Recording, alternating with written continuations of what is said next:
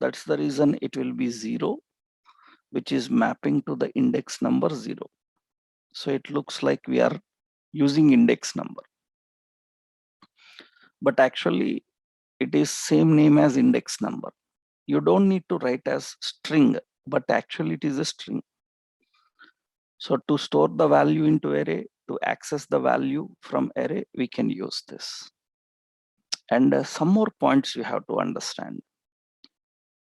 You can store any type of value in array.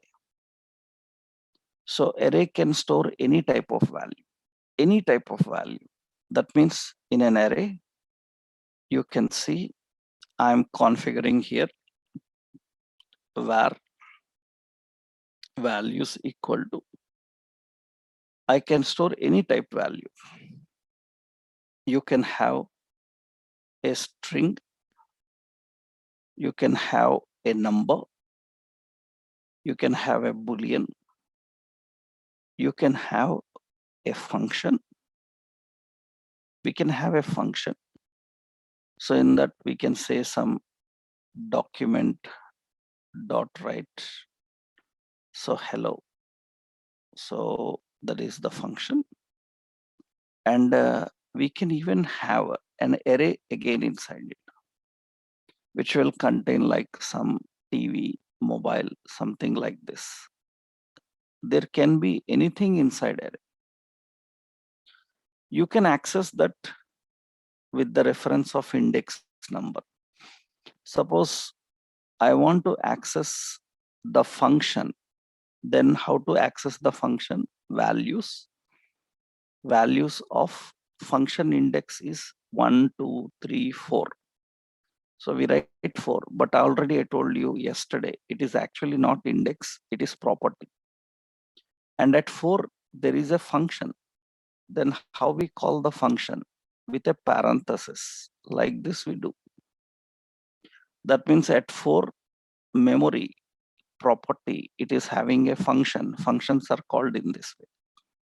That means it is going to print that. You can see it will execute the function. The function will return that value. So I will run this in the browser and you can see it is returning that value. We will call that here. So that means we need to print that. Usually function, so 0, 1, 2, 3. At 3 it is present. So it is 3. So we will use 3 and you can see the function executes and display. At 4 we have array. We have array. Then what we do at 4, we have array. So that means array. In that we can access 1. That means it will access the mobile. It will get that mobile and display. So it is accessing mobile, but that we have to print it. Then we have to write document dot write and print that value. We need to get it and print it. And it is going to print that mobile value. So, and here we have 0. That means it will get that TV value and print it. So you can store any value inside array. Later we will learn about object type. So we can store objects also into array. So currently, first point, you can store an array inside array. You can store any value into an array. You can have a function also into array. Now, first thing, we need to learn how to read the values from array. So reading the values from array, how we can do that? By using property name, we can read. There are some more methods. So the array methods for reading values, we have the array methods. We can use toString. We can use join. We can use the options like slice. So we can use slice. reading. These are all used for reading. We can use slice, and we can use find. We can use filter.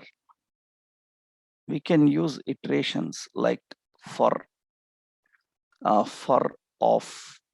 We can use for in. These are all the iterators. To read values from an array, we can also use for. So for loop actually. So for off, for in, these are not loops. We call them as iterators. Iterator. So technically, so reading values from an array, we can use toString, we can use join, slice, map, filter. We also have map. These are all the methods for reading the values. I will show you first what they are. Then we will put in an example. So first, what are the options here? So toString, join, slice, find, what are these methods? So first I will create where products categories or products something.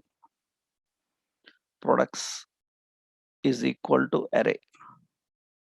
It have like TV, like mobile, so like watch something.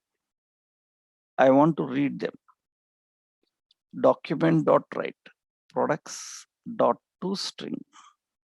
What it will do is it will convert all these into one string. It will convert all these into one string and separate with commas. You can see that it will convert all to one string separated with commas.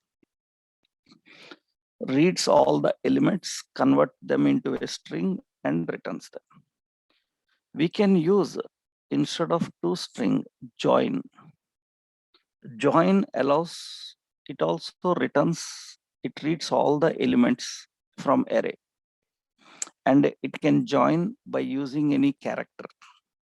Suppose I given a character, special character, so it will join by using that character. So we can use any special character. So suppose slash, and you can see it will be separated with the slash. You can give any separator here. It will use that separator to print the values. That is join. ToString will get commas, join will get with your own separator. Another important, so we have a slice. Slice is used to access from specific index number, same like a string method, we already know it. Products dot slice from so 1 to 2. That means from 1 index to 2 index, but 2 is not included. It will get only 1. So that means starting index will be included, ending index will not be included. In that case, it is going to return only mobile. So we can say, so 1, 2, 3. So then it will get up to 2. So 1 less than that, and it can display. Slice is used to extract based on specific index number and return that. That is actually slice. Find, filter. These are new options. So find is the new option actually. Find, filter, advantage is they can extract and display the value that is matching with condition. That means it returns only one value that matches the condition. And filter returns all values that matches the condition. So that is difference between find and filter. So you see now here, so we are writing, suppose I given some, later we will see complex data where products is sales, suppose sales, okay, is equal to 45,000 and 57,000 and 34,000 and 24,000 and 63,000, like this. Some sales are there, some sales are there. Now I want to get the sales above 40,000, above 50,000. Then we will write here sales dot find. Find uses a callback function. That means it uses a callback function. So find is expecting a function. We have to write a function. Inside this find function, inside the find function, it will take the every value. That means val. It will take every value from sales. That means first value it will take. And it will return if value is greater than or equal to 50,000. You can put any condition, greater than, less than, equal, not equal, any condition you can give. That means it will find the value and return the value that is matching this condition. So remember, it will return only the first value. After that, actually first it will check first one, 45,000. So it is not matching. It will go to the second one. It is matching. Then it will return and stop. It will not check another value. It will return only one. So result of this command is only one. That means where result is equal to, result is a single value. Let's print that result. Document.write result. And you can see it will return only that 57,000. Suppose I want to say less than 55,000, less than 50,000, less than 50,000, it will return the first value and stop. So find command is going to return only one value. Same, you can use filter command. You can use the filter command. Filter command is used to return all that are matching with that condition. So what is difference between find and filter? Find will return one value, filter will return all the values that matches the condition. Greater than 50,000, only two values are there. So difference between find and filter is that find will return only one value. Filter will return all values that matches the condition. So this is returning. But remember, find and filter will return a value. That value must be stored in memory. Then we can use it to present. But you have a method called map. So we have a method called sales.map. Map also uses a callback function. It will take every value, okay. But the specialty of map is it can return, actually it can return a presentation. Map can return a presentation. So presentation means, suppose you can put here, map can return a presentation. That means we create here an list item. Into that list item, we will put an expression and val. I return backtick. That means it is returning a list item and presenting it. So its intention is to present the items, but we need to print it. That means we have to use document.write. It is returning it. So we have to print it. So that means we have to write document dot write, document dot write. So and sales dot map and print that value. It is going to return the presentation like this. Presentation like this. Later we will learn how to return the general value, means how to return the values. Actually here I am not using any return then. So that means it's not returning anything. So it will return empty.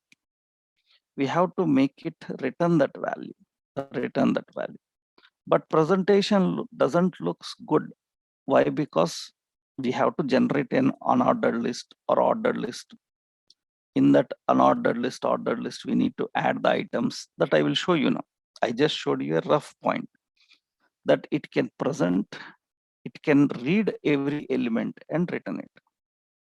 So map uses a callback function.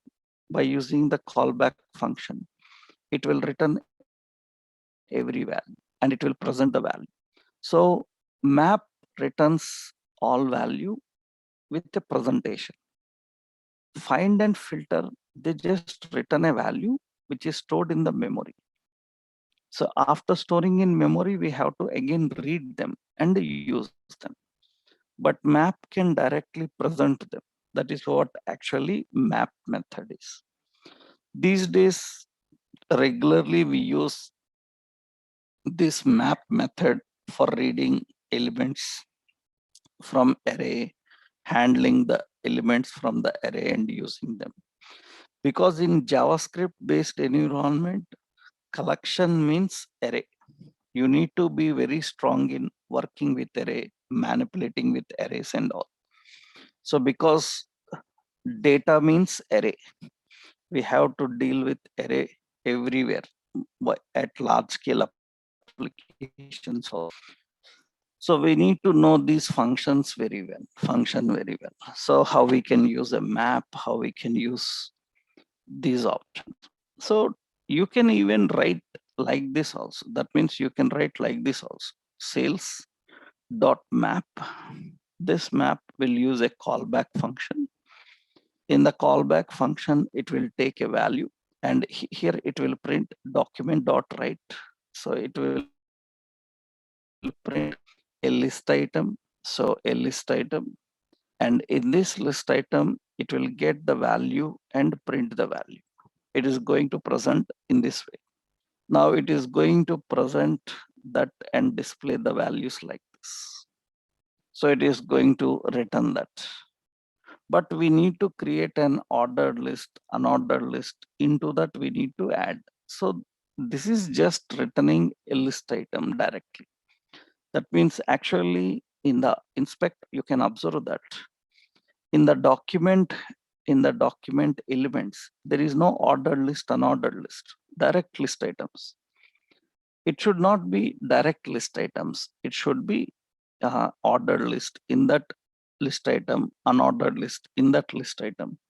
That we will see now how to do that. But map can read all elements and return with a presentation.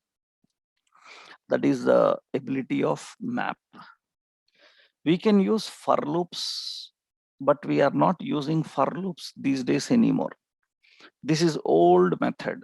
Using a for loop reading is an old method. That means generally how we do for, okay, where to start, initialization, where I is equal to 0. That means it should start with 0. Okay, when to end, when I is less than sales dot length. That means up to the end of sales. And read I++. That means increment this value. Later I will tell you looping statements separately. Then in that case, you will understand what is initialization, condition, iterator and all. But actually, loop requires initialization, condition, counter. Then we have to print document dot write sales of I. That means first time it will be 0, second time it will be 1, third time it will be 2. Then it is going to print and put a break here. Okay. And it is going to print all these sales in this way. It is going to print all the sales in this way. But these days, we never use these for loops anymore. Those days gone. That's very old style programming. We use simply, instead of loops, we use iterator for var item of sales. That's it. It is iterator. That means of operator will read every value from the collection and it will store that value in item. You don't need condition, you don't need counters, you don't need initialization, just item of sales and document dot write item plus br, and you can see. So that is also working same. That is also working same. I removed 2 sales here and you can see. So that is also working same. That's also working same. So this is best. This is best. And map is also good if you need some presentation also. So these days we don't see people in JavaScript writing traditional while loop, do while loop, for loops. Earlier you have to write that. So we go advanced and we use the best performance functions now. So this is best for reading the values from a collection. What it will do, it will read every value from a sequential order, in a sequential order. First value from sales, then store. Off is used to read all values. Instead of off, you can use in. In is used to read all properties. Properties means it will read the indexes 0, 1, 2, 3. Based on that, that means you can write here. So I'm writing, so sales here, I can add, suppose let's write in a proper way, for var property in. In is for reading property in sales, and document dot write, I will first print property name. So property name in a square brace, then here I will use property. Okay. After that, so I will put a hyphen again. I can use sales of property, sales of property. That means sales of 0, sales of 1, sales of 2, like that, and put a BR. Now it can read both properties and values. You can read both. So this is more better. And this is more simplified, more better and more simplified. So this is generally the concept of array, how we can read the values from array. We can use all these methods. So we have toString, we have join, we have slice, we have find, filter, map, and loops, iterators, and 2 iterators. Iterator over values, that is for off. Iterator over properties, that is for in. Now, in the latest version of JavaScript, we also have a technique called array destruction. Array destruction. Not destroying, deconstructing actually. Array destruction is a technique which is newly available in the latest versions of JavaScript. What it will do, what is array destruction, is nothing but simple.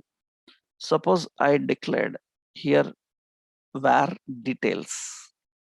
In this array, we have some 1, some Samsung TV, and some 56,000 and true. Now, generally, 4 values are present.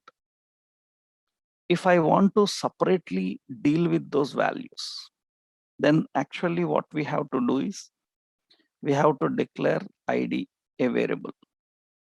In that variable, details of 0, it will get the first value and store in ID.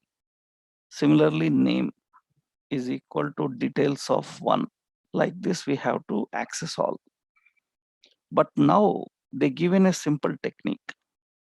The technique is nothing but where in the square brace you declare the references ID, name, price, stock, like that is equal to just apply the details array. That's it. This is called destructing. In this destructing technique, in details, the first value will be stored in ID. Second value will be stored in name. Third value will be stored in price. Fourth value will be stored in stock. Suppose I given some quantity and there is no quantity related value. So means there is no 1, 2, 3, 4, 5. There is no fifth value. Then it will store undefined. If there is value, it will get it. So if it is not there, and it will return undefined. So this is easy technique of reading the value and storing in separate reference. Now you see document dot write. I am printing the details.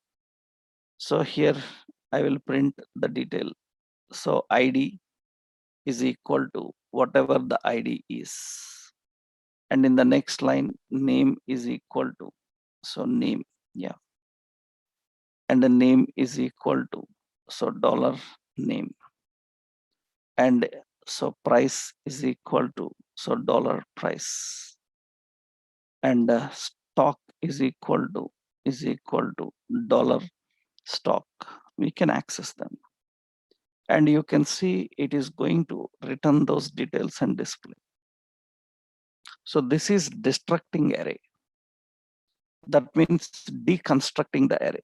So read every element from array and store in individual variables.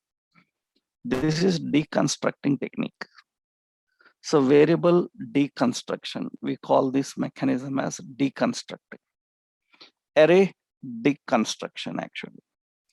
So this is various methods of reading values from array. But here the key point is how you present these array elements in your HTML. That is the very major concept. That means now let's design here a doc type HTML,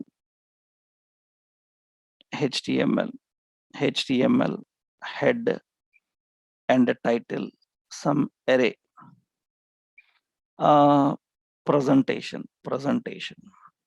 Presenting is very important now. So in the body, see here in the body, I created an ordered list.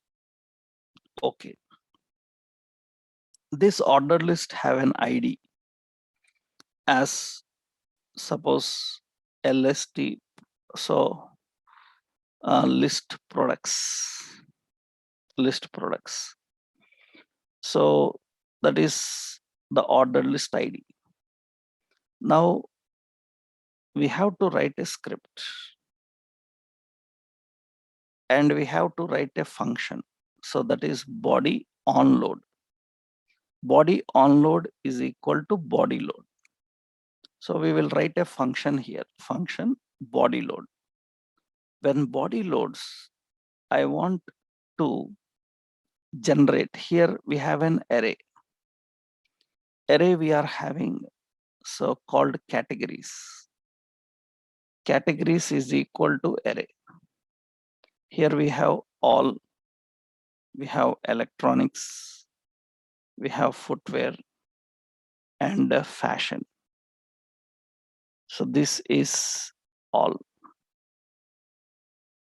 Now we need to, technically we need to get the values and interact with the values.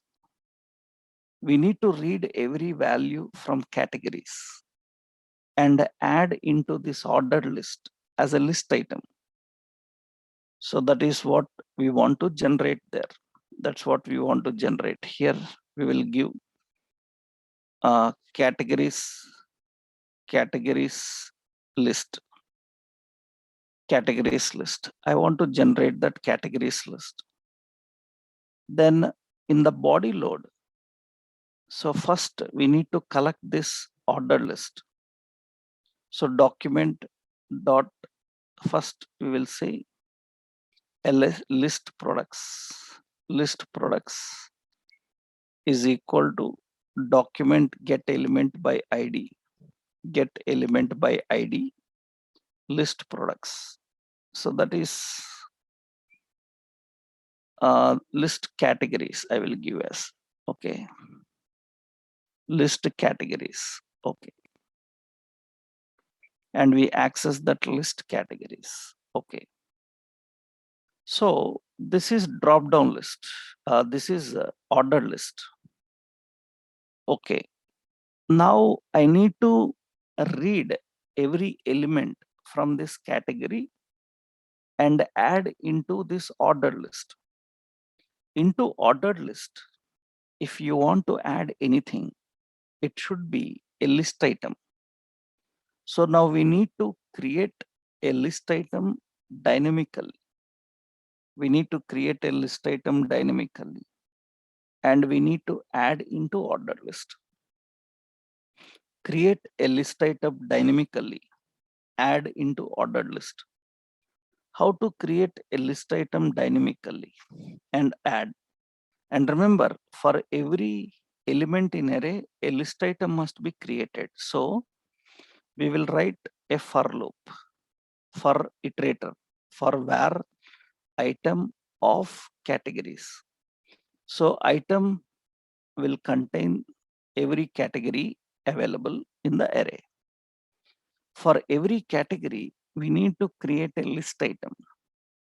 So var li is equal to, how to create a list item? You can create any element in HTML through JavaScript by using document.createElement. Document.createElement is a method which is used to create any element dynamically with JavaScript. Any HTML element you can create with the help of create element. So which element you want to create? Element li. So, and we can access that li by using this variable. Okay. Now li is a list item. In list item, how to display some information? Li dot inner HTML. Inside that li, I want to display that item. That's it. That means it will read every item. For every item, it will create an list item. Remember, this variable name can be anything. Variable name can be anything. I just given the same name. So here it creates a list item, and in that list item, it will display that category. That means list item is ready. After that, this list item must be added into this parent ordered list. Ordered list is the parent element. So into that parent element, you need to add this list item. The parent element we are accessing and its reference is LST categories. So here list categories dot, we have a method called append child. Append child. Append child. So we will declare it as variable best, right? Yeah. Append child. Append child is used to add a child element into the parent. Which child element you want to add into it? This li. That means add that li list item. Now you can see it is going to create a list item and it is going to add that list item into that. This is perfect. What is advantage of this? So whenever I add a new category, suppose accessories, and automatically it will update into that. Whenever I remove a category, automatically it will update into that. Later you will learn how to add dynamically. That means user can type the category name and he says add, that will be added. For that we need to learn how to add elements into array, how to remove elements from array. Currently we learned only how to read the elements from array and how to present. But now see here, I want to present in a drop down. For example, now see here. So this is generally listed. I will put another heading. So say select a category. And inside this, we keep an select. Select is having an ID. LST categories, that is the ID. Remember, you have to give a different name. Okay. LST categories. So you can see there is a drop down empty. I want to generate items into drop down dynamically. How to generate items into drop down dynamically? See, same iterator I can use, but I need to access LST categories. So where LST categories equal to document LST categories, that is drop down, and we are reading every item. But if you want to add anything into LST categories is a drop down. Into drop down, if you want to add anything, it should be an option. So where option is equal to document dot create element, we have to create an option, and option will not have inner HTML. We learned about option. Generally in HTML, every option will have how many properties? Remember the HTML option, every option will have how many properties? What are the properties of option?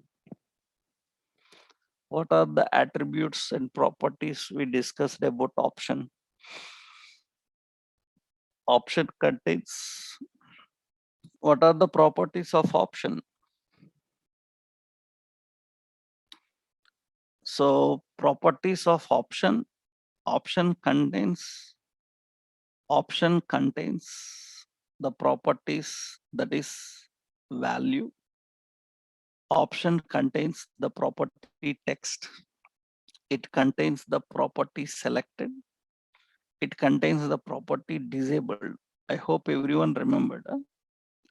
So that means every option contains 4 properties. So if I want to display anything inside option, then use text, submit, then value.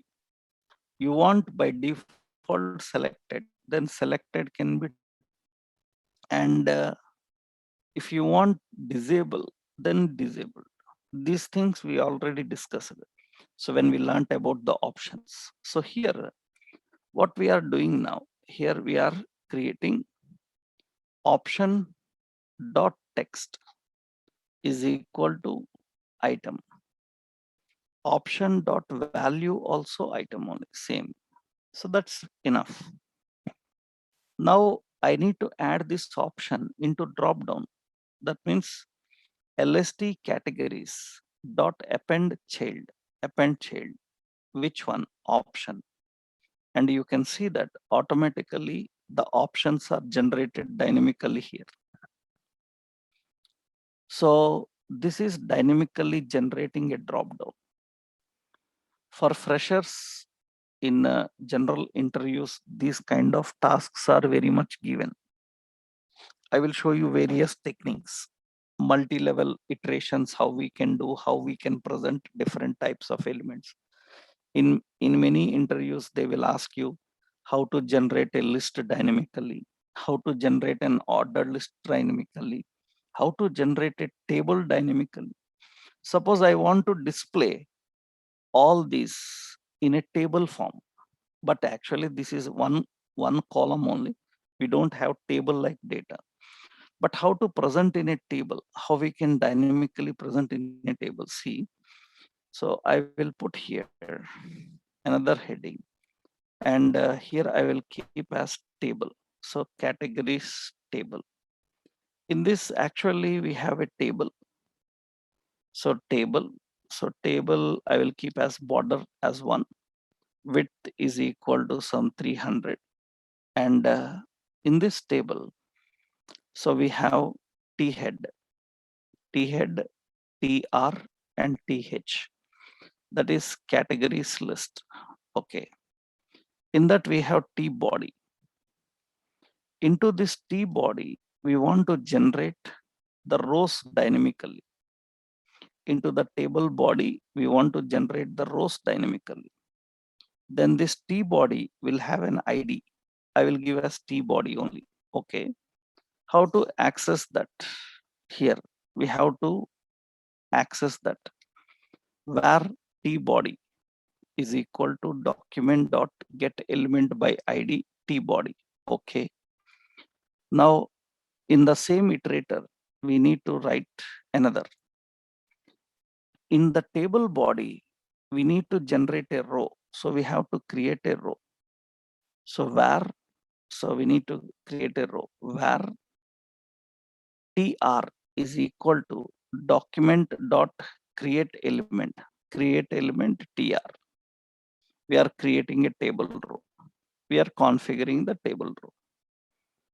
So that is table row defined, TH not closed. Okay. So this is table row. We created a row. Okay. But in the row, we cannot add anything directly. Then what we have to do is we have to create a cell TD, document dot create element TD. Now in this TD dot inner HTML, we have to display item. And this cell must be added into row. That means tr dot append child. Into the row, we need to add table data, table cell. After that, this row must be added into table body. That means t body dot append child, tr. That means first create a cell, add value into that cell, add that cell into row. After that, add that row into table body. And now you can see all are generated into the table body. This is generating a table dynamic. This is just only one column. Later you will see complex data, how to create images, how to add complex data. We will see the next level. But this is very important because you need to understand how to read the values and how do we present the values so that we can dynamically control them. So you can create any element dynamically and you can add that element into the page. To create any element dynamically, we have to use the method document dot create element. We can use any element. For example, suppose I will show here. This is just the elements created generally by using these categories and added as ordered list, as option, as row. You see now, suppose I'm creating here dynamic presentation. Okay, HTML. And here we are designing some content. So doc type HTML head title, some create element. Okay.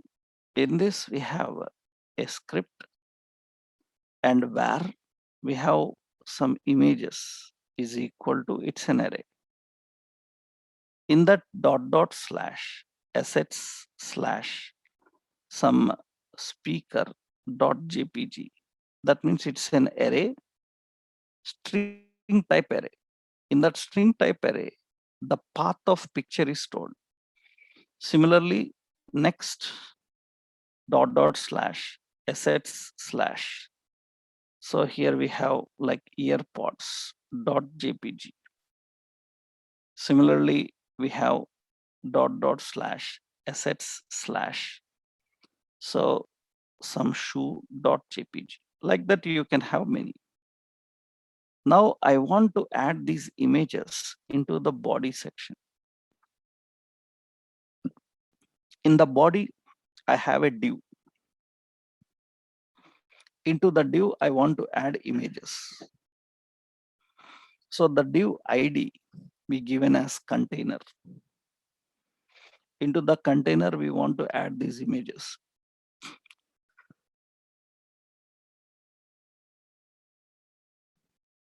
Then simple.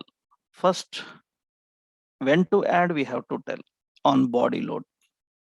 So body on load, body load, on body load. Let's write a function. Function body load. Yeah, on body load, we have to collect this container. Container is equal to document get element by ID. The container is, so container, that is a div. Now we have to read every image path for where path of images. So this path contains this virtual path. For every path, we have to create a picture. So where pic is equal to document dot create element img, that is the element we have to create. We are creating an image element, and after that pic dot src source is equal to path. That's it. That means this path will be put as image source. Then pic dot height is equal to some 100, and similarly pic dot width also 100. Now this pic must be added into container. So container dot append child. So add that pic. That's it. And you can see, so it is going to present the images like this. So I think I don't have earpods, okay. And it is going to add the images. Dynamically, it is going to create image and add image.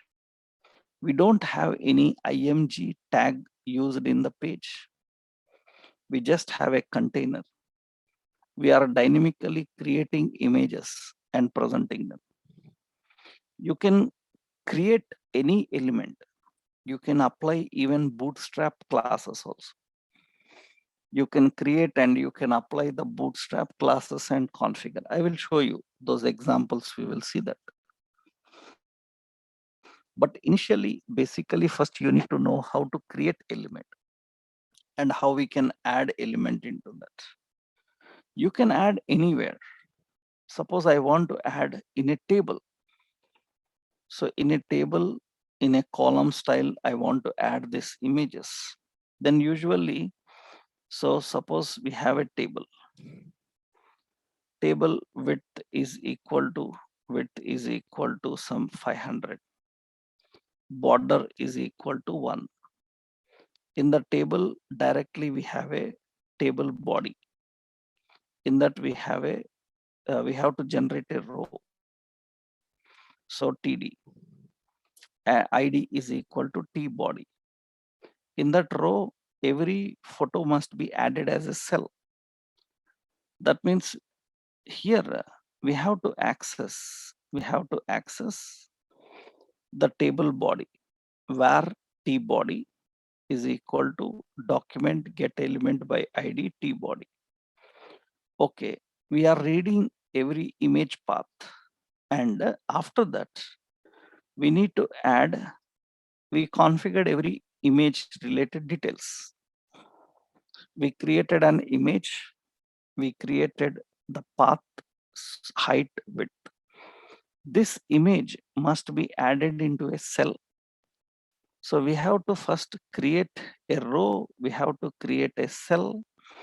First var tr is equal to document dot create element tr. After that var td, document dot create element td. Into this td, this pic must be added. So td dot append child pic. Okay, that td must be added to row tr dot append child td. That row must be added to body t body dot append child tr. Row must be added. Now it looks in a tabular form. It looks in a tabular form. That means it is going to generate a row for every product, and it should display that.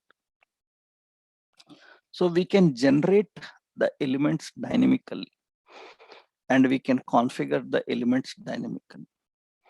To generate the elements and configure the elements dynamically, presenting them, we need this create element, and you need to know these iterations. Actually, you learned iterations only on small data. Now data can be very complex, and not only that, now we must able to add values, remove values dynamically into this. That means in arrays, you learned how to read values.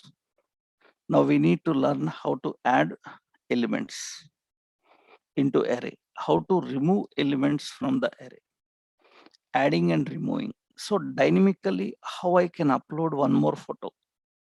That means I need to give a file upload, select a photo and upload. That photo should be displayed here. Dynamically, we must able to add new items and remove items and handle them. For that, we need to understand how we can manage all adding of elements, removing elements. For that, we have simple functions. Actually, adding elements, we have a method called push. So this is used to add a new element as last element. We have unshift. It is used to add a new element as first element. So we have splice. It can add a new element at any position. That is the advantage here. So that is adding of elements. We have push, we have unshift and splice. So that means initially, suppose just first roughly I will show you how they work. So you see in the collection. So you see in the collection, I write a script, a function f1 and call that. And in that we have value where cities is equal to some Delhi, some Hyderabad. And I am printing that for where property in cities. And I am printing document dot write. So here we will print the property. And here we will print the value. So value is cities of property. Okay. And BR. It is printing all the properties and values. You have the properties and values printed. Now you can see here, it is saying Delhi, Hyderabad. I will use a simple option here before printing cities dot push and say Goa and some Mumbai. You see, you can add any number of items. These items are added as last items. You can see they are added as last items. Push will add as last items. If I use unshift, they are added as first items. You can see they are added at the top, Goa, Mumbai. They are added at the top. You can use a splice. Splice indicates at which index you want to add. I want to add at 1. That means after Delhi. How many you want to remove? 0. I don't want to remove anything. And I want to add these two. Splice indicates at which index you want to add. At 1 index means after Delhi I want to add, but after Delhi there is Hyderabad. Do you want to delete it? 0 will not delete. If I say 1, then it will delete it and it will add this Goa. Without deleting, it should add, then 0. You can delete 1, 2, 3, anything. Without deleting, we need to add, just we need to define 0. It will add that after Delhi, Goa and Mumbai. That means they are added at this position. We can add splice. So to add elements into array, we can use the methods push, we can use unshift and splice depending on the requirement.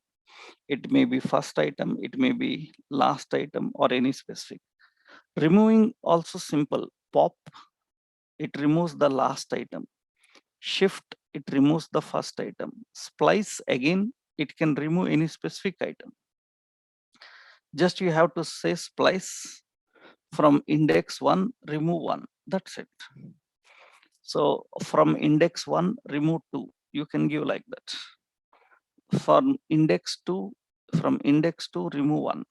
From index 2, remove 2, remove 3. Like that you can give. This is removing elements dynamically. Now, once you know how to add element and remove elements, now we can put this in example now. How to dynamically add and remove elements. So we created a list. Here we need to add items dynamically. So when user enters the value and submits, it should collect and it will upload that value there. So dynamically, we need to create a screen for handling the interactions. So that we will see in the next session tomorrow. Today, whatever we learned is very complicated. It's not so easy as you have seen. You have to try this practically perfectly. All examples I will upload into Classroom. This is very important. You need to practice very well. It may look very easy, but it's not easy. Once you start programming, you will understand. Once you start writing, you will understand. That's the reason you need to practice this very well. Now with this, we will design some exercises. So